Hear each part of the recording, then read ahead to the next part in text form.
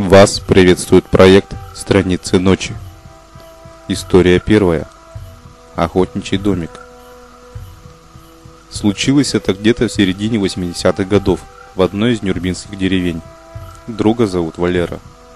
В общем, жил он в этой деревне тогда и как-то решил отправиться на охоту. У одного его знакомого в лесу как раз был охотничий домик, в котором он надумал переночевать. Он попросил разрешения, а друг дал добро. Заодно сказал, что там у него в погребе довольно большая заначка спиртного. Добрался Валера до этого домика, устроился хорошенько, приготовил пищи и думает: дай-ка спущусь в погреб за бутылкой второй беленькой. Но вот когда спускался, подскользнулся и упал с сырой лестницы, и люк резко закрылся. Поднялся, оттряхнулся, поматерился, но люк открывать подниматься не стал. В кармане был коробок спичек. Зажег он спичку и начал искать в темноте спиртное. Когда нашел, внезапно в глаза бросился серый мешок, стоящий в углу погреба.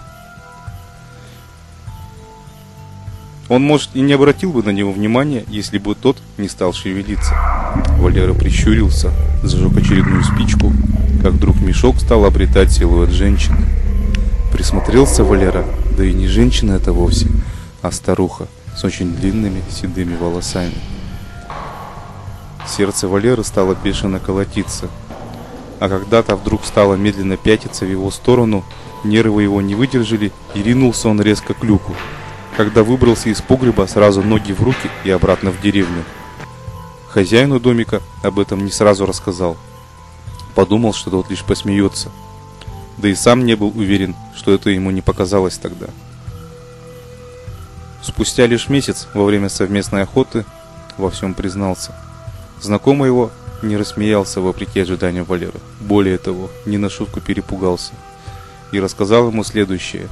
Жил он раньше в этом домике вместе с родителями и в детстве часто играл в погребе с друзьями. Один раз решили они спуститься туда глубокой ночью, когда родители спят. И, конечно же, явилась ребятам эта старуха. Они ее увидели и заорали. Когда родители проснулись, спустились на крики детей и сами ее увидели. Очень старую женщину, шевелившуюся в углу. Глаза ее были закрыты длинными седыми волосами.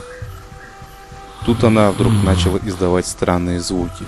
Родители быстро подняли детей из погреба и покинули страшный дом. Оказалось, что предыдущими хозяевами была большая семья. Бабушка этого семейства внезапно заболела психическим расстройством. Круглые сутки орала, смеялась и ходила голая по дому. Дети и внуки долго не могли терпеть. Решение было простое. Старуху стали держать в погребе. Правда, находилась она там недолго. Заболела от сырости, через пару месяцев умерла. Родители хозяина домика продавать его не стали. Вместо этого там останавливались изредка. Так он и превратился в охотничий домик. Потом про это благополучно забыли и не вспоминали до тех пор, пока там не решил переночевать Валера.